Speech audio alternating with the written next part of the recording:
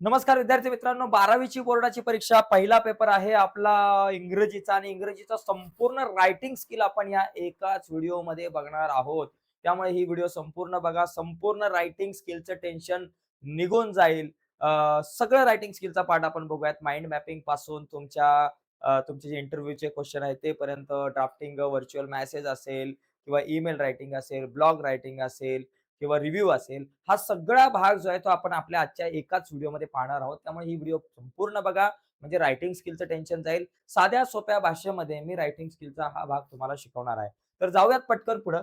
पुढे जाण्याच्या अगोदर एक रिक्वेस्ट आहे, पटकन चॅनल सबस्क्राईब करा. कारण 11वी-12वीच्या परीक्षेच्या अनुषंगाने पुढच्या बऱ्याचशा विषयांवरती ऑलरेडी आपण व्हिडिओज बनवणार आहोत. तर बघा, सगळ्यात पहिला भाग जो आहे तो माइंड मॅपिंगचा भाग आहे. आता आपण सुरुवातीला माइंड मॅपिंग पासून सुरुवात करूयात. कारण माइंड मॅपिंग सुद्धा आपल्याला आलं पाहिजे. एकदम सोपा प्रश्न असतो माइंड मॅपिंगचा. उदाहरणार्थ बघा, माइंड मॅपिंग मध्ये कसं असतं, रीड द इन्स्ट्रक्शन क्लिअरली. तर काही गोष्टी आपण माइंड मॅप करत असताना, माइंड मॅपिंग ज्यावेळेस तुम्ही करता, माइंड मॅपिंगच्या वरती आधारित प्रश्न असतो. त्या प्रश्नाचं उत्तर लिहिताना आपण कुठली काळजी घेतली पाहिजे ते आपण सुरुवातीला बघूयात. आणि नंतर बोर्डाच्या परीक्षेला आलेलं एक एक्झाम्पल सुद्धा आपण बघू. सगळ्यात पहिली गोष्ट, तुम्हाला जे काही इन्स्ट्रक्शन दिलेले आहेत ते नीट वाचायचे आहेत. जो तुम्हाला प्रश्न दिलेला आहे, तुम्हाला ज्या संदर्भात माइंड मॅपिंग करायला सांगितलेलं आहे, उदाहरणार्थ इंडियन एज्युकेशन सिस्टम असेल किंवा डिसएडव्हांटेजेस ऑफ मोबाईल असेल किंवा युजेस ऑफ एआय असेल, अशा प्रकारे काही सुद्धा असू शकतं. तर तो प्रश्न नीट समजून घ्यायचा आहे. आणि त्याच्यामध्ये the main idea is is बघा, क्रिस्टलाइज द सेंटर.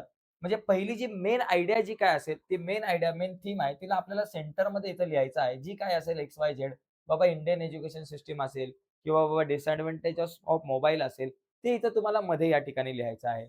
आणि त्याच्यानंतर मग radiates from there as branches, आणि नंतर मग त्यांच्या तुम्हाला ब्रांचेस तुम्हाला या ठिकाणी त्याच्या करायच्या आहेत. बाबा काय-काय डिसएडव्हांटेजेस आहेत, ते सगळं तुम्हाला लिहायचं आहे.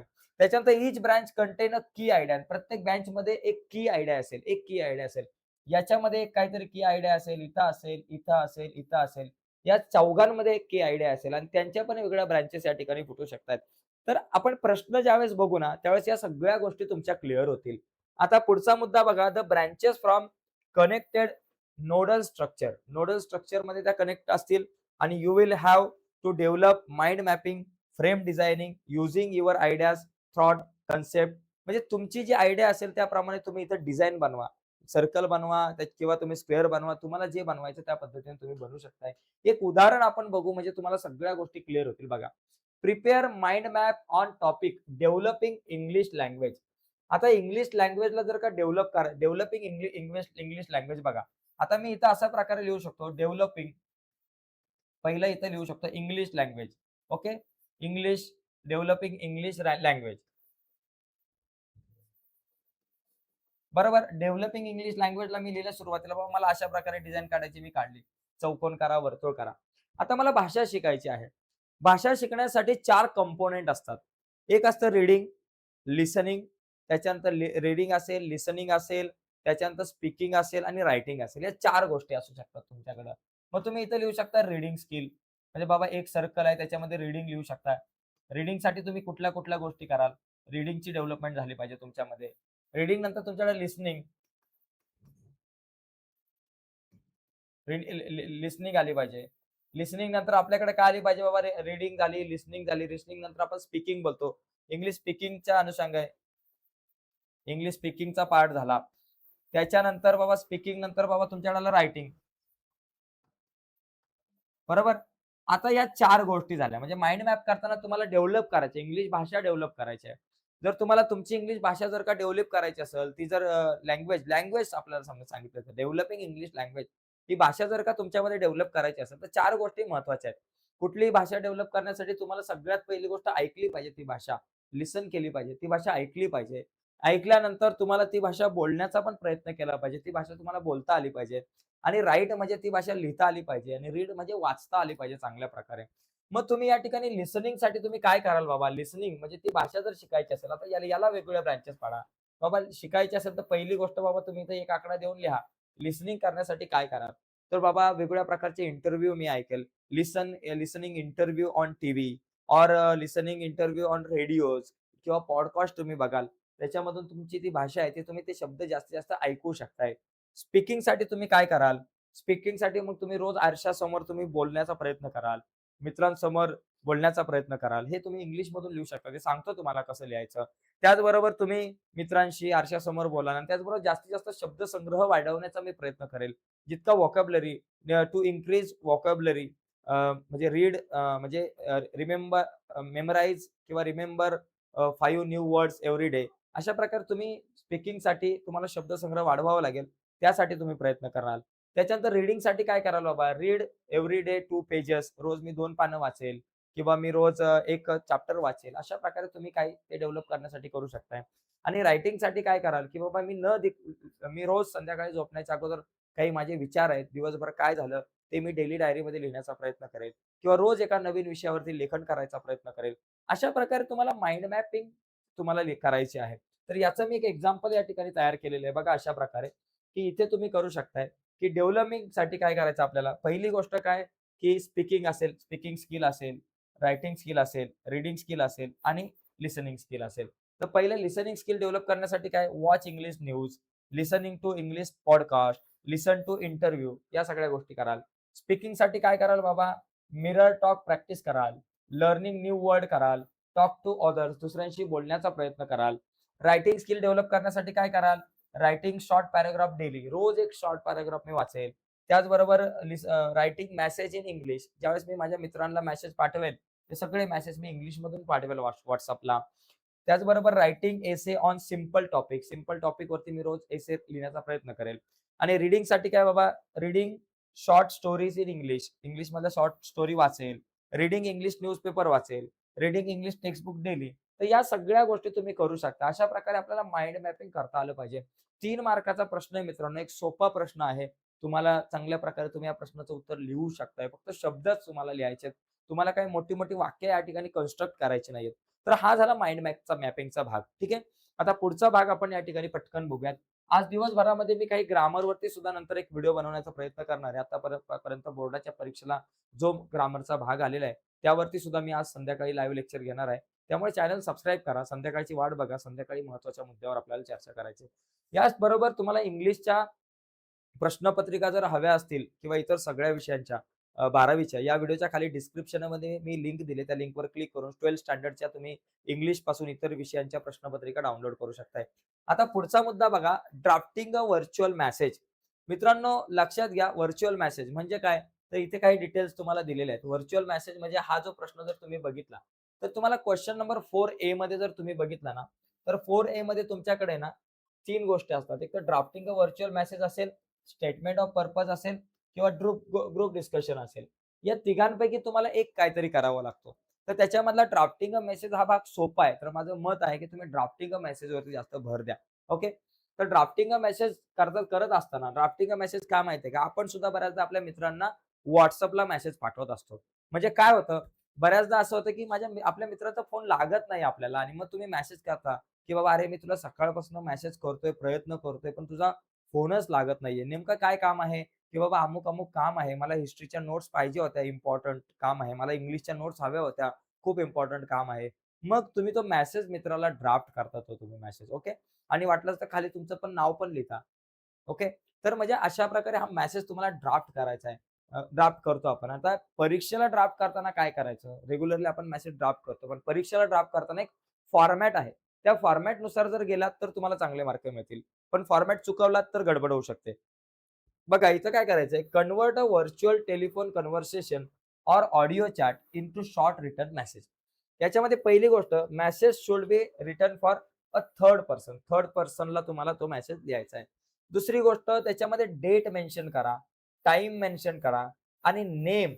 जो पर्सन बघा, write the name of the person for whom the message is meant. म्हणजे या ठिकाणी लक्षात घ्या, इथं तुम्हाला नाव सुद्धा लिहायचं आहे. डेट लिहा, टाइम लिहा, नाव लिहा. ज्याला तुम्हाला हे पाठवायचा आहे मेसेज त्याचं नाव लिहा. त्याच्यानंतर राइट द मेन मेसेज आणि नंतर मेन मेसेज क्लिअरली लिहा. जास्त फापट पसार नका करू. काय, कसा आहेस, जेवलास का, कसं सगळं मजेत चाललंय ना? इकडं माझं पण लय भारी मजेत चाललंय, तुझं पण लय मस्त मजेत चाललं असेल. अरे काल तर असं झालं, तसं झालं. टाईमपास नाही. थेट मुद्द्यावरती बाबा आपल्याला यायचं आहे. ठीक आहे. त्याच्यानंतर right the name of the sender. जो मेसेज पाठवतोय, तुम्ही मेसेज पाठवता तर तुमचं नाव. जो मेसेज पाठवणारा आहे त्याचं नाव या ठिकाणी लिहायचं आहे. तुम्हाला ते नाव दिलेलं असतं बऱ्याचदा प्रश्नामध्ये. पुढचा मुद्दा इन्क्लूड ओन्ली द इम्पोर्टंट पॉइंटच इन्क्लूड पाहिजे आणि सिंपल अँड करेक्ट इंग्लिश तुम्हाला वापरायचं आहे आणि write the message using indirect किंवा रिपोर्टेड स्पीच मध्ये तुम्हाला या ठिकाणी तो लिहायचा आहे. आता प्रत्यक्षात एक एक्झाम्पल बघू मित्रांनो. बघा 4 मार्काचा मुद्दा आहे. प्रत्यक्षात एक्झाम्पल. बघा इथं काय लिहिणार आपण, की imagine Sunny has been selected to appear in the final round of the singing competition. सनीचं काय झालंय, की सिंगिंग कॉम्पिटिशनला फायनल राउंडमध्ये सनीचं सिलेक्शन झालंय. आता सनी मेसेज पाठवणार आहे. कुणाला?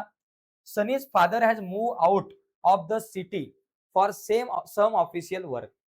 सनीचे वडील जे आहेत ते शहराच्या बाहेर गेलेले आहेत काही ऑफिसच्या कामानिमित्त.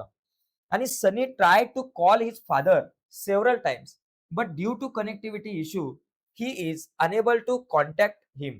म्हणजे सनी त्याच्या वडिलांना फोन करायचा प्रयत्न करतोय, पण कनेक्टिव्हिटी इश्यूमुळे सनीचा काही त्याच्या वडिलांसोबत संपर्क होत नाहीये. मग काय करायचंय? Draft a virtual message in about 50 words to convey this information to his father. म्हणजे 50 शब्दामध्ये तुम्हाला एक मेसेज टाकायचा आहे, त्याच्या वडिलांना मेसेज लिहायचा आहे. आता बघा, तुम्ही काय लिहाल बाबा? सगळ्यात पहिली गोष्ट, पहिलं सुरुवातीला तारीख लिहाल, वेळ लिहाल, डिअर पप्पा लिहाल आणि मग खाली बाबा तुम्ही लिहू शकता, की बाबा hi dear father, hi dear dear father, I hope you are well. I was trying to message बरोबर ना? I was trying to I was calling you. म्हणजे मी तुम्हाला कॉल करायचा प्रयत्न करतोय, परंतु कॉल कनेक्ट होऊ शकला नाही. कारण तुमच्याकडे कनेक्टिव्हिटीचा प्रॉब्लेम असू शकतो. परंतु मला एक खूप आनंदाची बातमी तुम्हाला द्यायची आहे. माझ्या शाळेमध्ये इलोक्युशन कॉम्पिटिशनमध्ये इलोक्युशनच आहे ना बाबा, फायनल राउंड सिंगिंग कॉम्पिटिशन मला माझं सिलेक्शन झालेलं आहे पुढच्या राउंडसाठी. तर ही आनंदाची बातमी तुम्हाला द्यायची होती आणि ही तुम्हाला मिळाली असेल. अशा प्रकारे तुम्हाला हा मेसेज ड्राफ्ट करायचा आहे. तर एक प्रत्यक्षात आपण बघूयात कशाप्रकारे ड्राफ्ट केलेला आहे हा मेसेज. बघा इथे, अशा प्रकारे तुम्ही लिहू शकताय. पहिली गोष्ट 22 ऑगस्ट. तुम्ही 22 ऑगस्ट या ठिकाणी 22 ऑगस्ट दिलेली आहे. तुम्ही तारीख लिहिली. वेळ आहे 8 PM आणि डिअर पप्पा. या गोष्टी कंपल्सरी मित्रांनो व्यवस्थित लिहा. इथं तुम्हाला एखादा मार्क आहे. एक लक्षात घ्या. तारीख, वेळ आणि डिअर पप्पा. आणखी एक गोष्ट लक्षात घ्या. समजा तिथं प्रश्नामध्ये आलं, की बाबा इंडिपेंडन्स डे निमित्त कॉम्पिटिशन होती. मग इंडिपेंडन्स डे निमित्त जर कॉम्पिटिशन असेल तर तारीख 15 ऑगस्ट पाहिजे. बरोबर की नाही? किंवा बाबा रिपब्लिक डेच्या निमित्त कॉम्पिटिशन होती. मग तिथं ती तारीख म्हणजे सिच्युएशन काय आहे त्यानुसार तारीख आपल्याला लिहिता आली पाहिजे. आता इथं सिच्युएशन आपल्याला माहिती आहे काय तारीख वगैरे काय दिली नाही किंवा त्या सिच्युएशनला अनुसरून अनुसरून जर बघितलं, सिंगिंग कॉम्पिटिशन कधीही होऊ शकते. ओके. तुम्ही या ठिकाणी डेट लिहिला, टाइम लिहिला आणि डिअर पप्पा. पुढे 8 नुसतं 8 नका लिहू. 8 PM, AM जे काय आहे ते लिहा. आता बघा I hope you are fine. हे वाक्य तुम्ही प्रत्येक याच्यामध्ये लिहू शकता. प्रत्येक प्रश्नामध्ये. कुठलाही प्रश्न असेल या प्रकारचा आला तरी आणि किंवा कोणालाही मेसेज लिहायचा असला तरी I hope you are fine हे वाक्य तुम्ही प्रत्येक याच्यामध्ये लिहू शकताय. आणि I am very happy to tell you that I have been selected for the final round of the singing competition. बस डायरेक्ट मुद्द्यावर आला. I am very happy to tell you that I have been selected the final round of the singing competition. त्याच्यानंतर I try to call you many times today but due to network problem I could not connect with you. हे जे वाक्य I पासून इथपर्यंतचं मित्रांनो पाठच करून ठेवा हा मेसेज. हाच मेसेज तुम्हाला प्रत्येक ठिकाणी वापरता येईल. फक्त हे जे मधलं वाक्य आहे तुमचं, की बाबा I am very happy to tell you that I have been selected for the final round of singing competition एवढं फक्त चेंज होईल. बाकी सगळं सेम आहे. I hope you are fine हे तर ओके. प्रत्येक प्रकारच्या वाक्यात तुम्ही वापरू शकताय. त्याच्यानंतर I try to call you many times today but due to network problem I could not connect you. हे पण तुम्ही सगळ्या प्रकारच्या वाक्यामध्ये वापरू शकता. मी मराठी मीडियमच्या मुलांसाठी व्हिडिओ बनवतोय. ज्या मुलांना कन्स्ट्रक्शन करताना प्रॉब्लेम येतोय, इंग्लिशची वाक्य बनवताना प्रॉब्लेम येतोय, ज्यांना खूप अवघड जातं छोटी-छोटी वाक्य बनवण्यासाठी, त्यासाठी मी असा मेसेज टाइप केलेला आहे, असा मेसेज बनवलाय, की तो तुम्हाला इतर ठिकाणी सुद्धा वापरता येईल. आणि मग शेवटी लिहायचं, "when you return home, I would like to share more detail and take your guidance." झालं.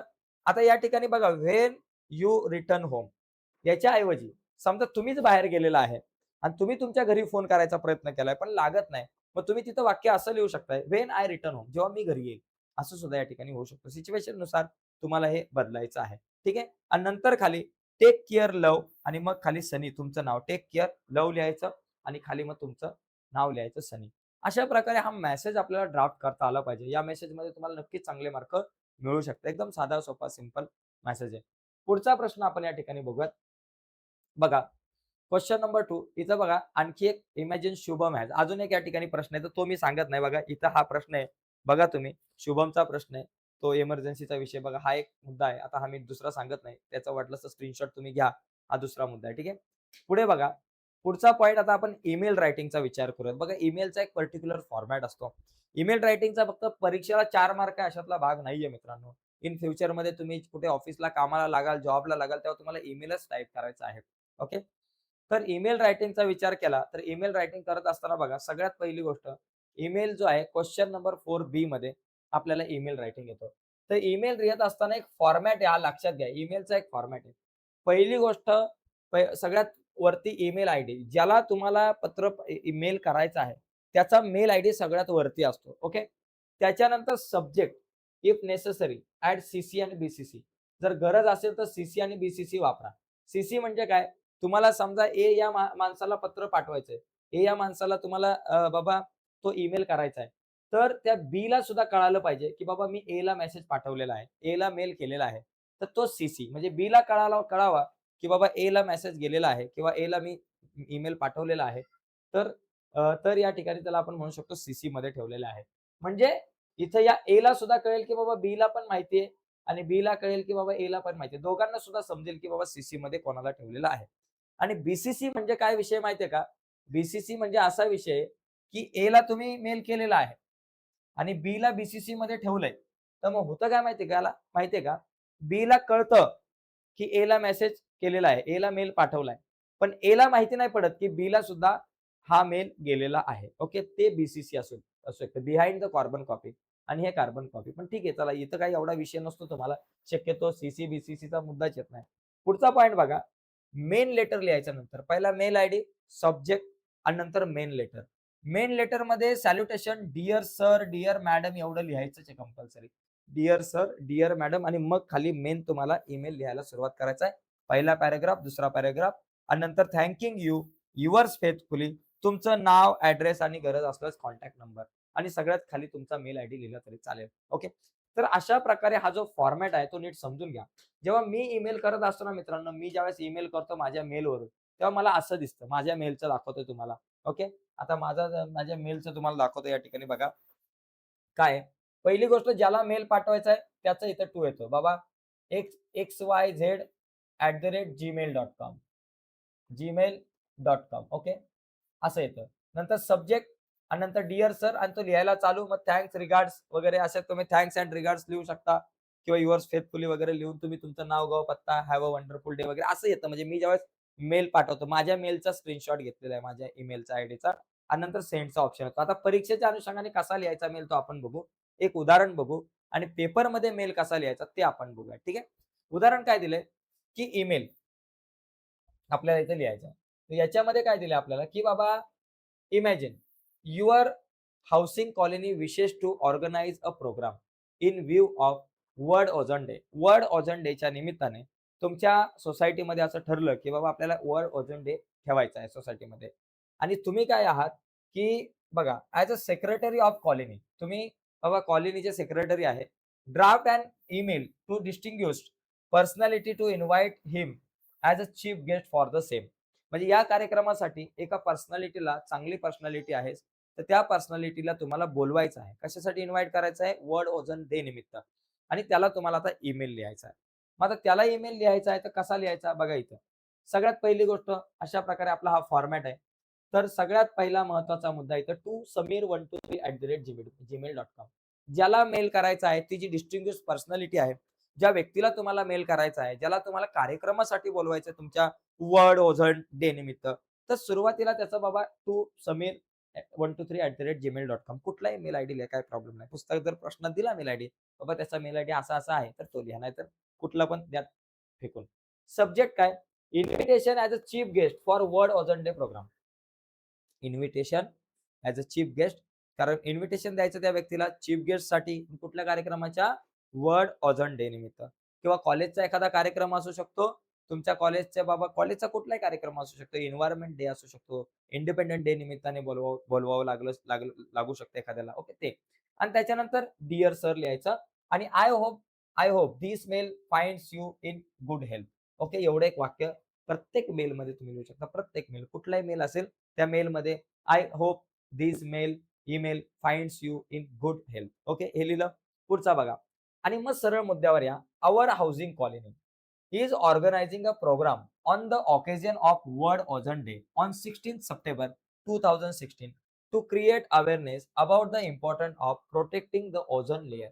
म्हणजे आता तुम्हाला इथं काय करायचं की बाबा आमच्या हाऊसिंग कमिटीने, सोसायटीने वर्ल्ड ओझोन डे ऑर्गनाइज केलेला आहे आणि तो 16 सप्टेंबरला ऑर्गनाइज केलेला आहे आणि त्यासाठी तुम्हाला चीफ गेस्ट म्हणून यायचं आहे. ओके, आता या ठिकाणी लक्षात घ्या आणि तो कशासाठी आयोजित करण्यात आलेला आहे की लोकांना एक इम्पॉर्टन्स, लोकांना त्याचं महत्व कळावं. कशाचं?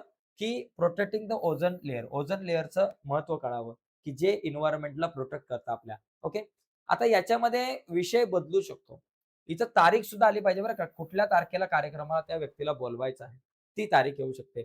आता याच्याऐवजी आवर हाऊसिंग कॉलनीच्या ऐवजी तुमच्या शाळेने, कॉलेजने जर एखादा कार्यक्रम आयोजित केला असेल तर मग या वाक्यामध्ये असं येऊ शकतं, की our college is organize a program on the occasion of world ozone डेच्या ऐवजी एन्व्हायर्नमेंट डे असू शकतो. एन्व्हायर्नमेंट डेच्या दिवशी कार्यक्रम होऊ शकतो. ऑन तारीख बदलू शकते. To create a awareness about environment किंवा ट्री प्लांटेशन असेल. ओके. फॉर स्टुडंट अशा प्रकारे येऊ शकतं. म्हणजे तुम्ही लक्षात घ्या, एक जरी ईमेल रायटिंग नीट पाठ केलं, नीट समजून घेतलं, तर त्याच्यातलीच वाक्य वापरून, त्याच प्रकारची वाक्यरचना करून तुम्हाला दुसरी वाक्य बनवता आली पाहिजे. पुढचा मुद्दा या ठिकाणी काय बघा, लक्षात घ्या. The programme will be the programme will be held at Shantinagar housing colony hall. तो कधी होणार आहे, कुठं होणार आहे, केव्हा होणार आहे, ते या ठिकाणी आपण लिहिलं. ओके. त्यांना बोलवतो कार्यक्रमाला. तर पुढचं, as a distinguish personality and and environmental expert. म्हणजे तुम्ही एक चांगली पर्सनॅलिटी आहात आणि तुम्ही एन्व्हायर्नमेंट एक्सपर्ट आहात, म्हणजे पर्यावरण तज्ञ आहात. यू वुल्ड बी ऑनर्ड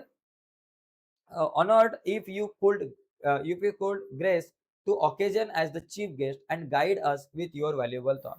तुम्ही या आणि तुमचे व्हॅल्युएबल थॉट आम्हाला सांगा आणि पुढे मग we sincerely hope you will accept our invitation and encourage our residents with your presence. म्हणजे आम्ही अशी आशा व्यक्त करतो की तुम्ही आमच्या कार्यक्रमाला चीफ गेस्ट म्हणून याल आणि आमच्या सगळ्यांना मार्गदर्शन कराल. आणि एवढं सगळं लिहिल्यानंतर खाली thanking you yours faithfully Mahesh Patil, secretary, Shantinagar housing colony, contact number XYZ dot dot dot dot dot dot. विषय संपला. तर अशा प्रकारे मित्रांनो आपल्याला ईमेल लिहिता आला पाहिजे, जो 4 मार्काला आहे. ईमेलमध्ये लक्षात घ्या मित्रांनो, हे 4 पॉइंट लय महत्वाचे आहेत. 1 नंबरचा पॉइंट, 2 नंबरचा पॉइंट, 3 नंबरचा पॉइंट, 4 आणि 5 गोष्टी लक्षात घ्या आणि बाकी हा मधला भाग तर आहेच. हा मधला भाग तुम्हाला लिहायचा आहे. पण बाकी हे सगळे जे काही तुमचा फॉर्मॅट आहे तो लक्षात घ्या. आणि मेल लिहिताना आहे ना, अशा प्रकारे मध्ये पॅराग्राफ वगैरे सोडू नका. इथंच एका लाईनला टच करून सगळ्या गोष्टी खाली आल्या पाहिजेत. ठीक आहे. आता आपण पुढे जाऊयात. पुढचा एक महत्त्वाचा मुद्दा, पुढचा प्रश्न आपण या ठिकाणी बघू, की रिपोर्ट कसं लिहायचं ते आपण बघू. पण त्याच्या अगोदर 2 घोट पाणी पिलं पाहिजे. ओके. पाणी पिणं लय महत्त्वाचं आहे शरीरासाठी. हं. वाह! काय पाणी आहे बाबा. बघा रिपोर्ट. आता हा रिपोर्ट रायटिंग करताना काही आपल्याला महत्त्वाच्या गोष्टी लक्षात ठेवणं गरजेचं आहे. बघा. रिपोर्ट रायटिंग करताना सगळ्यात पहिली गोष्ट बघा, तुमच्या महाविद्यालयात किंवा इतर कुठेही घडलेल्या एखाद्या ॲक्टिव्हिटी झाली त्या ॲक्टिव्हिटी किंवा घटनेबद्दल तुम्हाला अहवाल किंवा रिपोर्ट तयार करण्यास किंवा लिहिण्यास सांगितलं जाईल. म्हणजे तुमच्या महाविद्यालयामध्ये घडलेला एखादा कार्यक्रम असेल, एन्व्हायर्नमेंट डे असेल, हेल्थ डे असेल किंवा शाळेचा सांस्कृतिक कार्यक्रम असेल, तो झालेला आहे. आणि त्या कार्यक्रमाचा तुम्हाला या ठिकाणी रिपोर्ट लिहायला सांगितलं जाऊ शकतो. तुमचा अहवाल अंदाजे एक 100 ते 150 शब्दामध्ये तुम्हाला तो रिपोर्ट लिहायचा आहे. आणि अहवालात लिहिण्यासाठीची परिस्थिती तुम्हाला पत्रिकेत दिली असेल. सिच्युएशन, जो रिपोर्ट लिहायचा आहे, त्याची सिच्युएशन तुम्हाला ऑलरेडी कृतीपत्रिकेत दिली असेल. बाबा काय विषय आहे, त्याचे काही मुद्दे तुम्हाला दिले असतील. अहवालात हेडलाईन लिहिणं लय गरजेचं आहे. हेडलाईन तुम्हाला लिहायचीच आहे. ओके. त्याच्यानंतर ठिकाण लिहिणं गरजेचं आहे. तारीख लिहिणं गरजेचं आहे. बातमी देणाऱ्याचं नाव, कोण लिहितंय बाबा ही बातमी, हा अहवाल कोण लिहितंय, ते बायलाईनमध्ये लिहायचं बाबा. ओके. अहवालाचा पहिला परिच्छेद हा मुख्य परिच्छेद म्हणजे लीड पॅराग्राफ असावा. मध्ये महत्त्वाच्या तथ्यांची माहिती दिलेली असावी. उदाहरणार्थ एन्व्हायर्नमेंट जर डे झाला असेल, तर आमच्या XYZ महाविद्यालयामध्ये या दिवशी मुलांमध्ये पर्यावरणाविषयी जागृती निर्माण करण्यासाठी पर्यावरण दिन साजरा झाला. हे इंग्लिशमध्ये कसं लिहायचं ते तुम्हाला सांगतो. आणि या कार्यक्रमामध्ये विद्यार्थ्यांनी उत्साहाने भाग घेतला. ही सुरुवात झाली. मेन मुद्दा झाला. त्याच्यानंतर पुढील परिच्छेदामध्ये बातमीचा सविस्तर तपशील. मग त्या कार्यक्रमाच्या अनुषंगाने म्हणजे तो जो तुमचा एन्व्हायर्नमेंट डे साजरा झाला असेल, हेल्थ डे साजरा झाला असेल किंवा कुठलाही दिवस साजरा झाला असेल, वुमेन्स डे साजरा झाला असेल, तर त्याच्यामध्ये काय-काय ॲक्टिव्हिटी तुम्ही घेतल्या, त्याचं डिटेलिंग ह्या तुमच्या पुढच्या पॅराग्राफमध्ये डिटेलिंग पाहिजे. तुमच्या वैयक्तिक मतांचा समावेश करू नये. इतरांची मते किंवा विचार उद्युक्त केले जाऊ शकतात. म्हणजे तुमचे विचार महत्त्वाचे नाहीत. अजिबात नाही लिहायचे. बाबा मला असं वाटतं, की कार्यक्रम बाबा खूप छान झाला. तुमचे विचार नाही महत्त्वाचे. इथं तुम्हाला कार्यक्रम जसा झाला तसं लिहायचं. तुमचे विचार नाही. इतरांचं एखादा तुमचं भाषण केलं असेल एखाद्या मुख्य वक्त्याने त्या कार्यक्रमामध्ये, तर त्याचा विचार 1-2 शब्दामध्ये, 1-2 ओळीमध्ये लिहिलं तर ठीक आहे. नाहीतर पूर्णच 2-3 पॅराग्राफ त्याच्या मुद्द्यावर त्याच्या भाषणावरती टाकू नका. ओके. अहवाल लिहिताना कर्मणी प्रयोगाचा म्हणजे पॅसिव्ह व्हॉइसचा वापर जास्तीत जास्त करायचा आहे. तर नेमका कसा?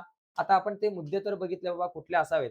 आता आपण प्रश्न प्रत्यक्षात बघूयात. बघा इथे एक प्रश्न आहे, की इमॅजिन युअर कॉलेज बघा काय झालंय इमॅजिन करायचंय, की your college recently organise programme on personality development. Personality development वरती कार्यक्रम तुमच्या कॉलेजमध्ये झालेला आहे. ॲज अ स्टुडंट इन्चार्ज तुम्ही स्टुडंट इन्चार्ज आहात. Write a report of the same in about या संदर्भात रिपोर्ट लिहायचा आहे आणि तो रिपोर्ट तुमच्या कॉलेजच्या मॅगझिनमध्ये जाणार आहे. जुलै 2024च्या बोर्डाच्या परीक्षेला हा प्रश्न आला होता.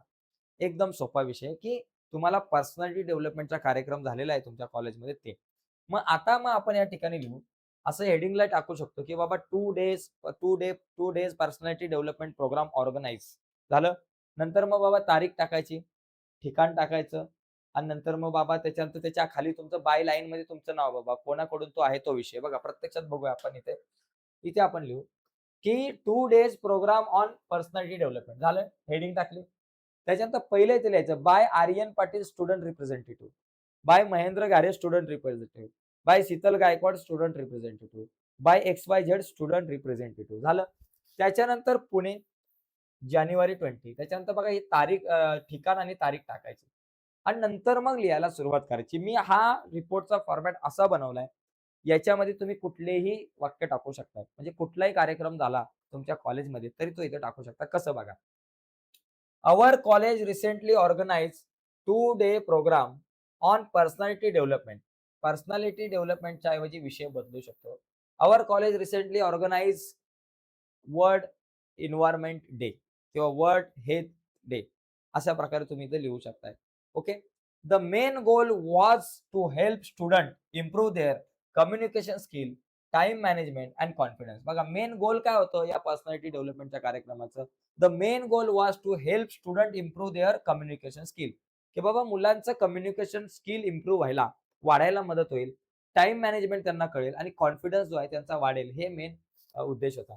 त्याच्याऐवजी जर दुसरा कुठला डे डे तयार झाला असेल तर मेन गोल जो आहे तो तुमचा काय मेन गोल वॉज एन्व्हायरमेंट असेल तर तो आपण त्यांना त्याच्या संदर्भात म्हणजे एन्व्हायरमेंट जो आहे तुमचं पर्यावरण आहे या पर्यावरणाविषयी जागृती त्याच्यामध्ये निर्माण व्हावी. तर तशा प्रकारचा एखादा गोल असू शकतो. म्हणजे जसा असेल म्हणजे इथे बघा इथे मेन गोल आहे तुमचा तो या ठिकाणी लिहायचा आहे. कुठलाही कार्यक्रम असू द्या. जसा इथं पर्सनॅलिटी डेव्हलपमेंटचा होता. पुढे बघा. During these 2 days many workshops were held. Student actively participated in group discussion, project and role plays. बघा काय झालं during these 2 days many workshop were held किंवा ड्युरिंग दिस प्रोग्राम मेनी ऍक्टिव्हिटीज हेल्ड अशा प्रकारे आपण लिहू शकतो. मेनी ऍक्टिव्हिटीज वेअर हेल्ड वेगवेगळ्या प्रकारच्या ऍक्टिव्हिटीज झाल्या असं सुद्धा या ठिकाणी लिहिता येईल. Student actively participated in group discussion project and role play. Student actively participated होते. त्याच्यानंतर these activities made the learning process fun and easy to understand झालं. पुढे बघा the highlight of the event was special speech by the famous motivational speaker mister Sameer Deshmukh. या ठिकाणी इथं या सगळ्या गोष्टी बदलू शकतात. आता बघा हे जे वाक्य आहे ना हे तुमचं प्रत्येक कार्यक्रमामध्ये होऊ शकतं. एन्व्हायरमेंट डेचा जरी तुम्ही कार्यक्रम ठेवला झाला असेल तरी तिथे येऊ शकतं की the highlight of the event was a special speech bye famous motivational किंवा फेमस एन्व्हायरमेंट स्पेशलिस्ट जे आहे ते लिहू शकताय आणि त्यांचं नाव या ठिकाणी आपल्याला लिहिता येऊ शकतं. ओके. पुढचा मुद्दा आहे ही share great tips on building a strong personality using simple examples and light humor. Okay. पुढे ही speech was very interesting and all student appreciated it. त्यांचं स्पीच चांगलं होतं आणि प्रत्येक विद्यार्थ्यांनी अप्रिशिएट केलं. आणि मग पुढे तुम्ही शेवटी लिहू शकता, द प्रोग्राम वॉज हच success. After the sessions student show better confidence and positive attitude. It was truly helpful and memorable event for all. तर अशा प्रकारे आपल्याला मित्रांनो 2-3 पॅराग्राफ मध्ये आपल्याला आपला मुद्दा लिहिता आला पाहिजे. अशा प्रकारे रिपोर्ट आपल्याला लिहायचा आहे. रिपोर्ट लिहिताना 3 महत्त्वाच्या गोष्टी विसरू नका मित्रांनो.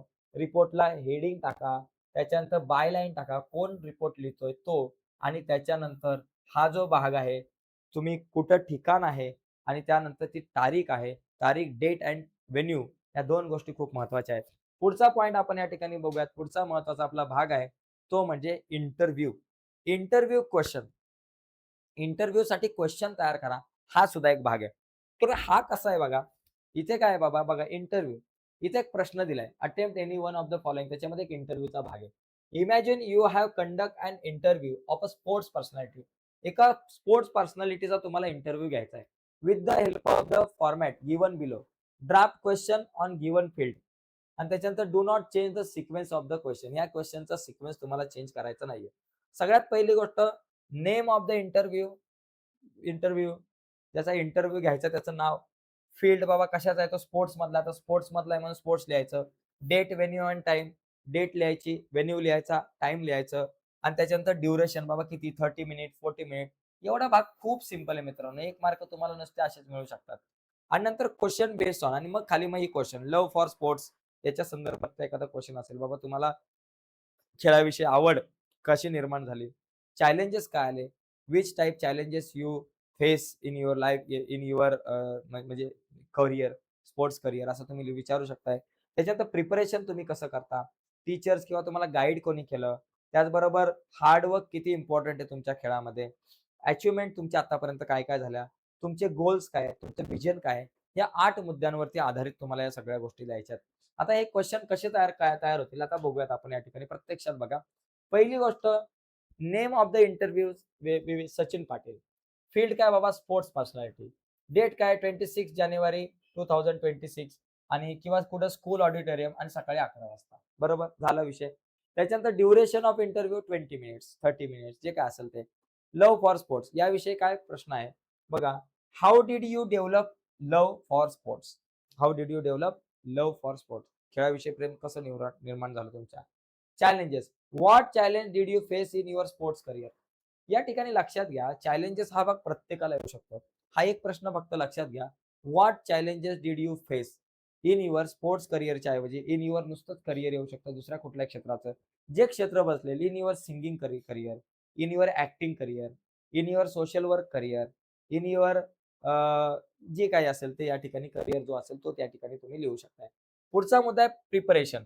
How do you prepare your self for sports competition. Sports कॉम्पिटिशनच्या ऐवजी सिंगिंग कॉम्पिटिशन असेल, जी पर्सनॅलिटी असेल तसे. हे प्रश्न जरी जसे तसे केले ना, फक्त इथलं पुढच्या गोष्टी बदलायच्या आहेत.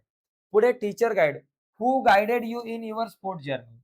हू guided you in your sports journey. Sports जर्नीच्या ऐवजी जसा तुमचा प्रश्न असेल तसं तुमचं इथं वाक्य बदलत जाईल. हार्ड वर्क आहे बाबा. How important is hard work in sports life, असा मुद्दा आहे.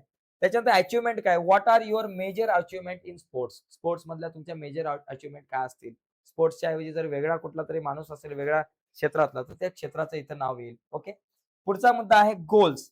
What are your future goals in sports. In स्पोर्ट्सच्या ऐवजी इन सिंगिंग असेल, तो जर सिंगिंग क्षेत्रातला असेल तर. त्याच्यानंतर विजन.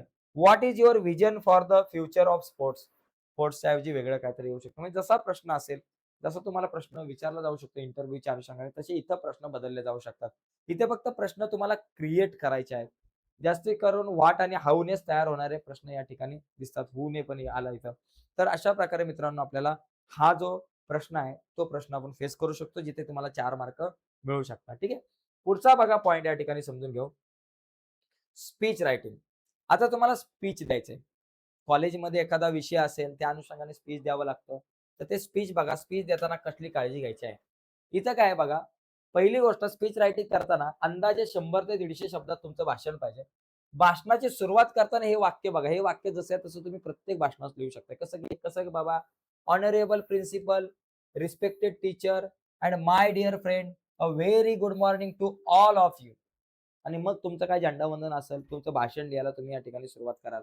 पुढे काय आणि शेवट आहे ना, thank that that is all from my side. Thank you all for listening to me patiently patiently. तर हे सुरुवातीला हे वाक्य, शेवटला हे वाक्य आणि मध्ये बाकी सगळा मसाला. ओके, सँडविच तयार झालेला आहे. सुरुवातीला हे वाक्य जसं तसं वापरू शकता आणि शेवटी हे जसं तसं वापरू शकताय. ही 2 वाक्य पाठ करून ठेवा. ज्यांचं इंग्लिश कच्चं आहे त्यांनी ही 2 वाक्य पाठच करून ठेवा. ही 2 वाक्य तुम्ही लिहू शकताय. पुढचा, तुमचे विचार योग्य रीतीने स्पष्ट करायचेत. भाषणाचा प्रभाव वाढवण्यासाठी तुम्ही काही अलंकारिक प्रश्न विचारू शकताय. भाषणात तुम्ही तेच लिहा जे तुम्हाला प्रत्यक्ष संधी मिळाल्यानंतर तुम्ही प्रत्यक्षपणे बोलणार आहात. प्रत्यक्षात आता एक उदाहरण आपण या ठिकाणी बघू, एक्झाम्पल बघू. काय एक्झाम्पल आहे बघा. ये बाबा लवकर. बघा, इमॅजिन. बघा इथे काय, imagine you have been select represent your junior college for intra college gate education competition. म्हणजे आंतर कॉलेजच्या एज्युकेशन कॉम्पिटिशन मध्ये तुमचं सिलेक्शन झालंय आणि soldiers and farmer, the real heroes, draft a speech in about 100 to 150 word. म्हणजे soldiers आणि farmer हे आपले रिअल हिरो आहेत. यावर तुम्हाला भाषण तयार करायचं आहे आणि खरंच सोल्जर्स आणि फार्मर हे आपले खरे हिरो आहेत. हे आपले रिअल हिरो आहेत मित्रांनो. ओके, तर यावरती आता मार्च 2025 ला मित्रांनो आपल्याला हा प्रश्न आला होता. तर बघा सुरुवात कशी आपल्याला या ठिकाणी करता येईल. तर सुरुवातीला बघा, सुरुवातीला हे वाक्य तुम्हाला मी म्हटलं जसं तसं तुम्ही लिहू शकताय. रिस्पेक्टेड जज, आता जज सुद्धा आहे म्हणून रिस्पेक्टेड जज, कॉमा इथं principals, teachers and my dear friends. Okay, good morning to all झालं. आणि नंतर today I am going to speak on the topic. Our सगळ्यात पहिली गोष्ट हेडिंग द्यायला विसरू नका. स्पीचचं हेडिंग द्या. Our soldiers and farmer, the real heroes. एक हेडिंग देणं लय गरजेचं आहे. आणि याच्यामध्ये रिस्पेक्टेड जज, principal, teachers and my dear friends हे लिहिलं. आणि नंतर मग पुढे लिहायचं good morning to all. Today I am going to speak on topic our soldier and farmer, the real heroes. I will start. बघा या ठिकाणी लक्षात घ्या, हे वाक्य today I am going to speak on the topic, प्रत्येक याच्यात वाक्य सेमच असणार आहे. पाठ करून ठेवा. टॉपिक बदलल. Topic the environment, the important of environment in your life असा विषय असू शकतो. बरोबर ना? मग इथे लिहू शकतो बाबा today I am going to speak on the topic importance of trees. झाडांचं महत्व ह्याच्यावर मी बोलणार आहे. असं तुम्ही या ठिकाणी सुरुवात करू शकताय. ओके, मग आता सध्या विषय today I am going to speak on the topic our soldiers and farmers, the real heroes. Okay, याच्यावर मी बोलणार आहे.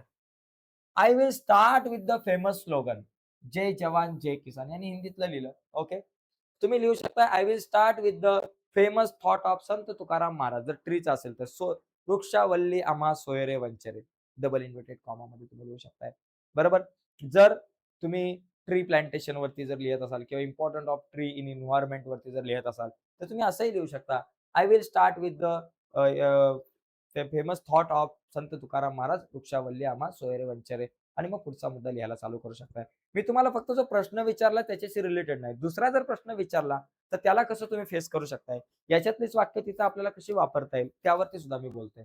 पुढे बघा, the real heroes of India are not movie star or cricketer. Movie star किंवा क्रिकेटर हे real hero नाहीयेत. They are our soldier and farmers. आपले रिअल हिरो सोल्जर्स आणि फार्मर्स आहेत. Our soldiers stay away from their families to protect our borders. आपल्या family पासून दूर राहून हे जे सैनिक आहेत ते आपले बॉर्डर जे आहेत ते सुरक्षित ठेवतात. They fight in extreme cold and heat so that we can sleep peacefully at home. ते फाईट करतात एकदम थंड, अतिथंड आणि अतिउष्ण भागामध्ये ते वातावरणाशी सुद्धा ते लढा देतात. शत्रूशीच नाही तर वातावरणाशी सुद्धा लढा देतात आणि त्यांच्यामुळेच आपण पीसफुली एकदम शांतपणे आपल्या घरामध्ये झोपू शकतोय. दे are the shades of our nation. ते आपल्या नेशनची एक ढाल आहे. आपल्या नेशनचं कवच आहे ते. On other hand our farmer work very hard from morning to night in the field. सकाळपासून संध्याकाळपर्यंत अतिशय काबाड कष्ट करतात फार्मर शेतामध्ये जाऊन. बिकॉज ऑफ देअर हार्डवर्क, त्यांच्या हार्डवर्कमुळं we get food on time on we get food on our table every day. त्यांच्यामुळेच म्हणजे ते शेतामध्ये एवढे काबाड कष्ट करतात त्याच्यामुळे तर आपल्या ताटात जेवण मिळतं आपल्याला. They are the backbone of our country. ते आपल्या कंट्रीचे आपल्या देशाचे बॅकबोन आहेत, कणा आहेत. Soldier keep us safe. Soldier आपल्याला सेफ ठेवतात. And farmers keep us healthy. Farmer आपल्याला हेल्दी ठेवतात. They are the two strong pillars of India. ते आपल्या भारताचे 2 पिलर आहेत, स्ट्रॉंग पिलर आहेत. We must always respect their sacrifice and hard work. त्यांचं सॅक्रिफाईस आणि त्यांचं हार्ड वर्क आपण नेहमीच त्याची रिस्पेक्ट केली पाहिजे. And that's all from my side. Thank you all for listening to me so patiently. Once again जय जवान, जय किसान. तर हे वाक्य तुम्हाला प्रत्येक प्रकारच्या भाषणामध्ये तुम्हाला लिहिता येऊ शकतं. तर या ठिकाणी हे एक जरी तुम्ही भाषण जरी नीट व्यवस्थित पाठ केलं, एक जरी स्पीच पाठ केलं, तर या स्पीच मधला बराचसा भाग आहे सुरुवातीचा आणि शेवटचा, जो तुम्ही इतर स्पीच मध्ये वापरू शकताय. ठीक आहे. तर अशाच प्रकारे आपल्याला इथं स्पीच लिहायचं आहे. पुढचा एक प्रश्न आपण या ठिकाणी बघूयात. कंपेअरिंग. कंपेअरिंग म्हणजे सूत्रसंचालनाचा भाग आला. बघा, कंपेअरिंग खूप सोपं आहे. कंपेअरिंगचे मुद्दे जे आहेत ना मित्रांनो, समजून घ्या. कारण बऱ्याचदा तेच-तेच मुद्दे येतात प्रत्येक कार्यक्रमासाठी. 1 मिनिट पाणी घेऊ आणि मग पुढे जाऊयात. हं. बघा, कंपेअरिंगचा कसा विषय, हा प्रश्न कसा सोडवायचा बघा. हा प्रश्न कसा सोडवावा? परीक्षेत तुम्हाला एखाद्या कार्यक्रमासाठी स्क्रिप्ट लिहिण्यास सांगितले जाऊ शकते. ही स्क्रिप्ट तयार करताना खालील मुद्दे लक्षात घ्या. तुम्हाला स्क्रिप्ट तयार करायची आहे. कशाची? सूत्रसंचालनाची. औपचारिक यजमान, फॉर्मल होस्ट. सूत्रसंचालक हा कार्यक्रमाचा मुख्य यजमान असतो.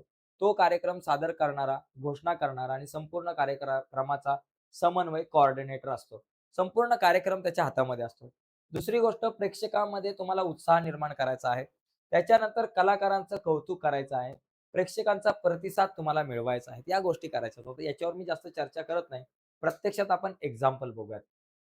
बघा, एक्झाम्पल बघू प्रत्यक्षात. बघा इथे, इथे काय दिलाय मुद्दा, की imagine your junior college has organized program felicitated the HSC examination topper.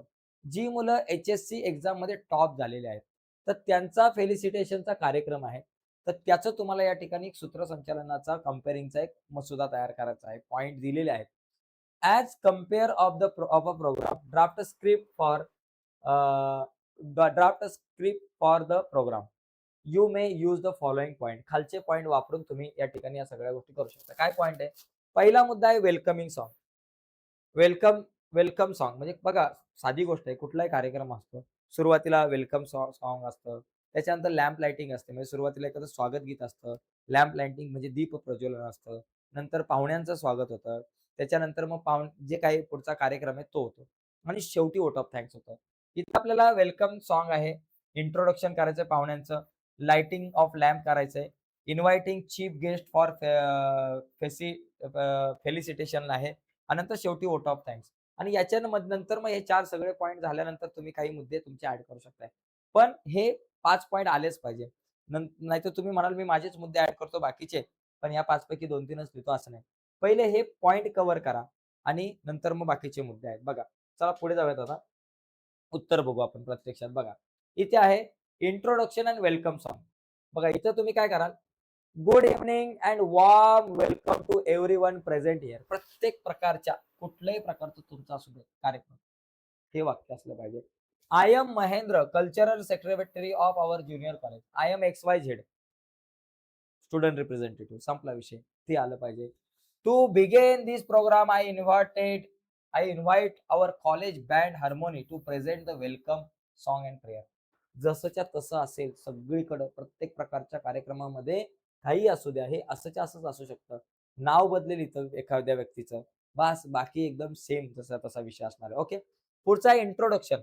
Thank you harmony. जो माझं जे काही बाबा स्वागत गीत ज्या मुलांनी गायलेलं आहे, त्यांना तुम्ही थँक म्हणून मग पुढचा मुद्दा जायचा आहे.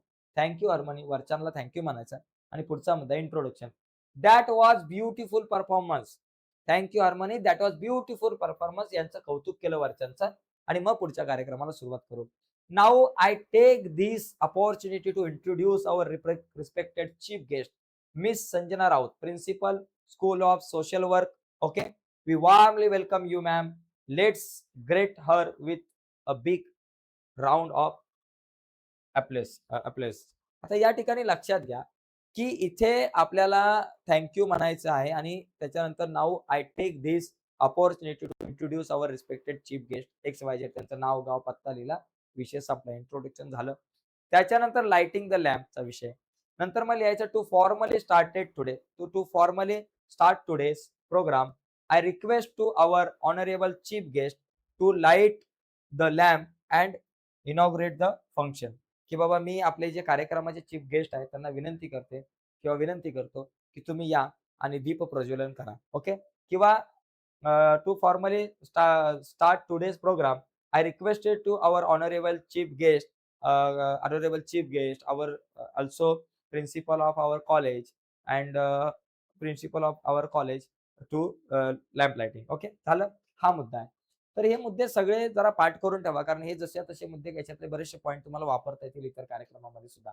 आणि नंतर मेन इव्हेंटचा कार्यक्रम तुम्ही घ्यायचा की the HSC examination is an important stage in every student's life. प्रत्येक विद्यार्थ्याच्या आयुष्यात HSC एक्झाम खूप महत्वाची आहे. Our student have work our students have worked very hard and achieved excellent result. चांगला रिझल्ट मिळाला. I now requested to honorable I now requested our honorable chief guest to announce the junior college result and felicitate our HSC topper who have made us proud. म्हणजे बाबा मी chief गेस्टला विनंती करतो की त्यांनी समोर या, मुलांची नावं घ्या आणि त्या मुलांचा सत्कार करा, त्यांना बक्षीस देऊन वगैरे. ओके, झालं. याच्यानंतर हा एक मुद्दा आपण ऍड केलेला आहे, प्रिन्सिपल्स ऍड्रेस. Thank you ma'am. या मॅडमला थँक्यू म्हटलं कारण त्यांनी मुलांना अप्रिशिएट केलेलं आहे फॉर द फेलिसिटेशन.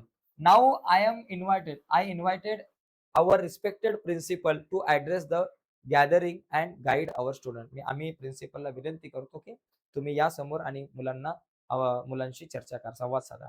आणि नंतर शेवटी वोट ऑफ थँक्स बघा. Thank you sir for your inspiring word. सरांचं भाषण झालं, त्यांचं इन्स्पायरिंग वर्ड झालं, त्यांना थँक्यू म्हटलं. आणि नाव I requested to mister Milind Shah, इथं नाव पण बदलू शकतं, joint secretary of our culture society to propose the vote of thanks. मग वोट ऑफ थँक्स साठी आपण यांना बोलवलं, झाला विषय. असे काही मुद्दे आहेत मित्रांनो. हे सगळे मुद्दे जसे तसे पाठ केले ना, जसा कार्यक्रम असेल त्या पद्धतीने इकडचा तिकडे विषय फिरवायचा, बस संपला विषय.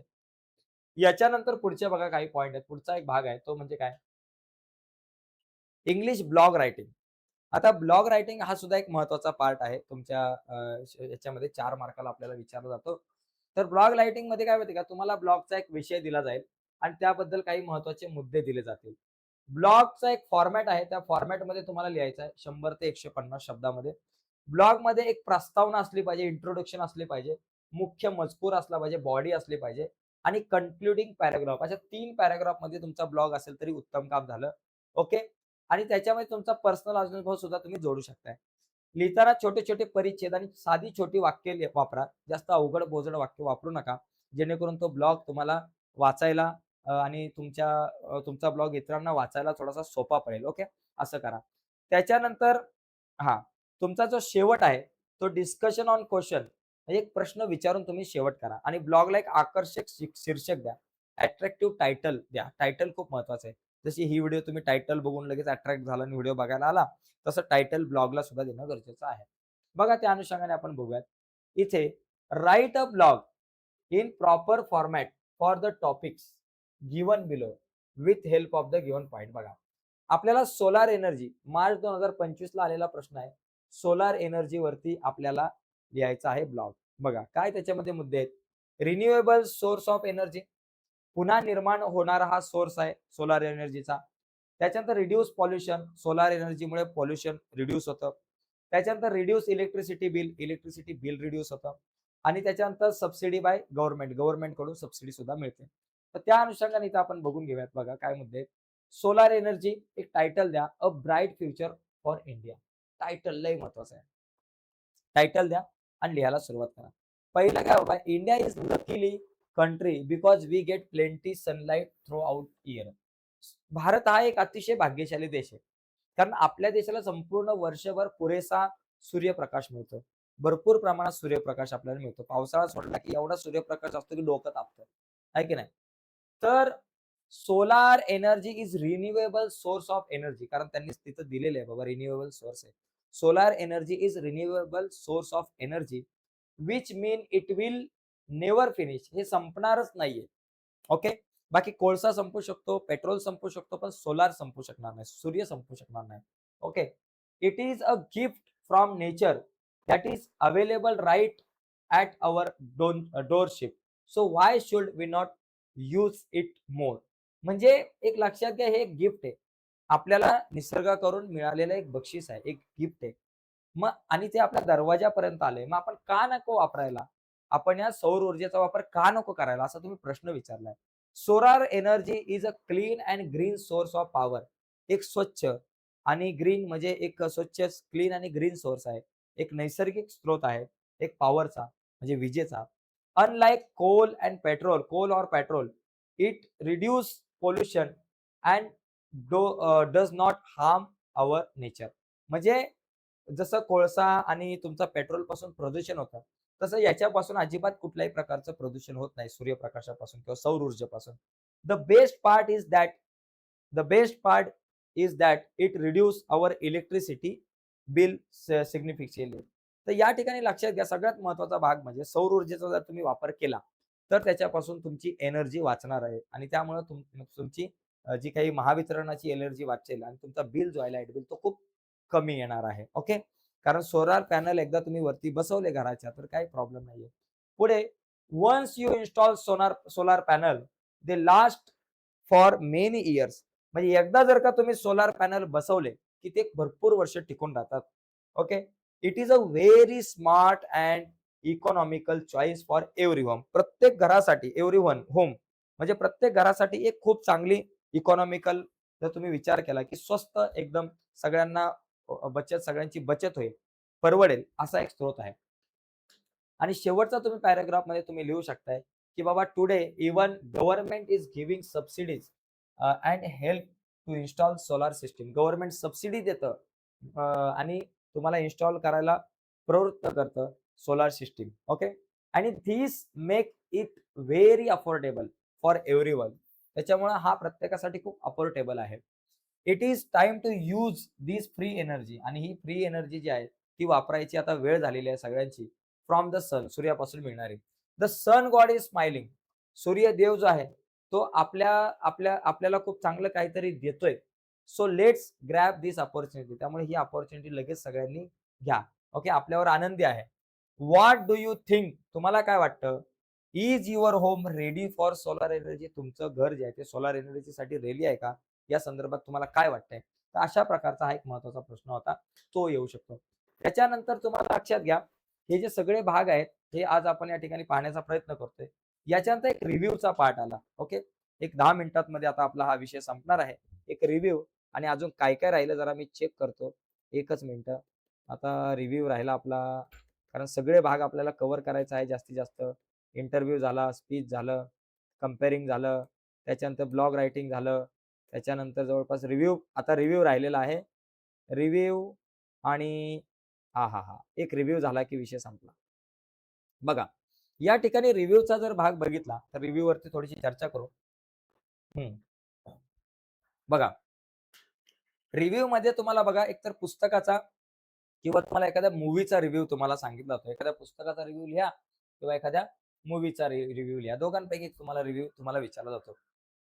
ज्यावेळेस तुम्ही पुस्तकाचा रिव्ह्यू लिहाल, पिक्चरचा रिव्ह्यू लिहाल ना, तेव्हा लक्षात घ्यायचं, त्याच्यामध्ये पात्रांची नावं, त्या पिक्चरमध्ये कोण-कोण पात्र होते. बाबा एखादं चित्र म्हणजे उदाहरणार्थ बाहुबली पिक्चर असेल, तर त्याच्यामध्ये बाहुबली एक पात्र होतं आणि ते पात्र प्रभास यांनी केलं. म्हणजे पात्र आणि ते पात्र करणारा कलाकार, या गोष्टींची नावं तुम्हाला माहिती पाहिजे. त्याचबरोबर चित्रपटाची कथा किंवा विषयाबद्दल थोडक्यात तुम्हाला माहिती हवी. चित्रपटाचं वैशिष्ट्य, काहीतरी नवीन किंवा आगळी-वेगळी कल्पना जी आहे, ती तुम्ही या ठिकाणी लिहू शकताय. जसं की या ठिकाणी आता नवीन काही चित्रपट ऐतिहासिक आहे का काय, ते तुम्ही लिहू शकताय. संगीत, नृत्य, गाणी आणि ॲक्शन, दिग्दर्शन. म्हणजे त्याच्यातलं म्युझिक कसं होतं, त्याच्यातली ॲक्शन कशी होती, या सगळ्या गोष्टी. आणि तुम्हाला हा चित्रपट का आवडला किंवा का नाही आवडला, त्याची कारणं लिहू शकताय. आणि इतरांनी हा चित्रपट का पाहावा किंवा का पाहू नये, त्या संदर्भात तुम्हाला लिहायचं आहे. ठीक आहे. जर चित्रपटाचा आला तर. आणि जर पुस्तकाचा आला किंवा मासिकाचा रिव्ह्यू आला, तर तुम्ही पुस्तकाचं नाव, लेखकाचं नाव लिहाल. त्याचबरोबर त्या पुस्तकाचा विषय काय होता, कथा काय होती, ते लिहायचं आहे. त्याची भाषाशैली कशी होती का, ग्रामीण होती, शहरी होती, नेमकी कशी होती? फायदे काय आहे त्या पुस्तकाचे आणि त्या पुस्तकातून मिळणारा संदेश काय, या गोष्टी आल्या पाहिजेत. जसं की इथे एक रिव्ह्यू आहे आपल्याकडं. बोर्ड परीक्षेसाठी बघा, आता ठीक आहे, हे आपण नको बघायला, इथे जाऊयात बघा. Right a review of a movie you have recently watch using the point given below. March 25 ला आला होता. मूव्हीचं टायटल लिहा तुम्ही. त्याच्यानंतर थीम काय आहे, स्टोरी लाईन काय आहे त्या मूव्हीची. त्याच्यानंतर डायरेक्शन कसं होतं, त्याचे डायरेक्टर कोण आहे, डायरेक्शन कसं होतं आणि म्युझिक डायरेक्टरच्या संदर्भात थोडंसं लिहायचं आहे.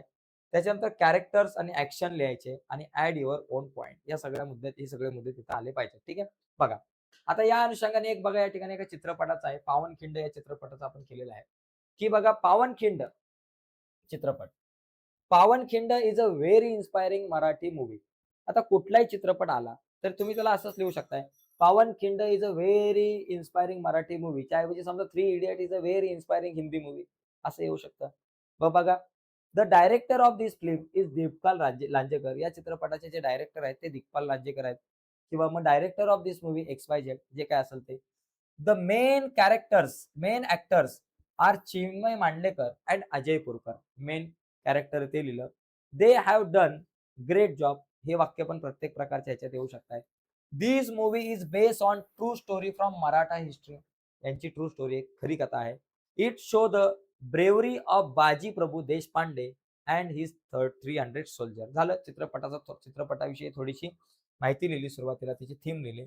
आणि नंतर the story of this film is very interesting and emotional. It show how Baji Prabhu sacrifice his life to save Chhatrapati Shivaji Maharaj. The action scenes, ऍक्शनच्या संदर्भात विचारलं होतं म्हणून तुम्ही लिहिलं action scenes and the music of this film are excellent. म्युझिकच्या संदर्भात आणि ऍक्शन सीनच्या संदर्भात लिहिलं. The director has show the history in a very simple and powerful way. Even children can understand the story easily. तर अशा प्रकारे मित्रांनो तुम्ही हा रिव्ह्यू लिहू शकताय. याच्यामध्ये पुढचा एक मुद्दा तुम्ही असा लिहू शकताय, overall this is must watch movie for everyone. प्रत्येकाने पाहिली पाहिजे ही मूव्ही. तुमची प्रतिक्रिया काय आहे? The message of this film is very positive. I like this film very much because it make us feel proud of our history. I would like to recommend this film to all my friends. You should not miss this masterpiece. तर यामध्ये तुम्ही लक्षात घ्या, दुसरा जर एखादा चित्रपट असेल तर तुम्ही त्याच्यामध्ये सुद्धा बदल करू शकताय. प्रत्येक चित्रपटासाठी हे विषय तुम्ही या ठिकाणी अशा प्रकारे हे लिहू शकता. अशा प्रकारे तुम्ही चित्रपटाचा रिव्ह्यू लिहू शकताय.